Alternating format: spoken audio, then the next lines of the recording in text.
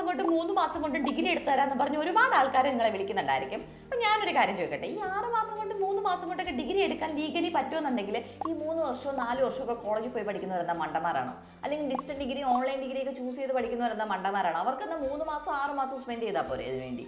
നിങ്ങൾ മനസ്സിലാക്കുക, വീണ്ടും വീണ്ടും നിങ്ങൾ അബദ്ധത്തിൽ ചെന്ന് ചാടരുത്. നമ്മൾ ഒരുപാട് ന്യൂസ് ഇപ്പോൾ കാണുന്നുണ്ട്.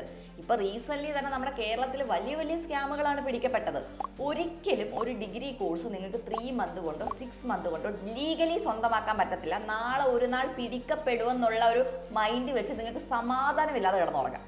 നിങ്ങളുടെ ചോയ്സാണ് എടുക്കണോ വേണ്ടേ എന്നുള്ളത്. പക്ഷെ നിങ്ങളുടെ സമാധാനം പോയി പിടിക്കപ്പെട്ട് കഴിഞ്ഞാൽ പിന്നെ അതിൻ്റെ അകത്ത് നിങ്ങൾക്കൊരു റീതിങ്ക് ചെയ്യാനുള്ള ഒരു ഓപ്ഷൻ നിങ്ങൾക്ക് കിട്ടത്തില്ല. സോ ഡിഗ്രി എടുക്കുമ്പോൾ നിങ്ങൾ 3 വർഷത്തെ ഡിഗ്രി കോഴ്സ് തന്നെ എടുക്കുക. അത് നിങ്ങൾക്ക് ഓൺലൈനായിട്ട് പഠിക്കാം, ഡിസ്റ്റൻ്റ് ആയിട്ട് പഠിക്കാം.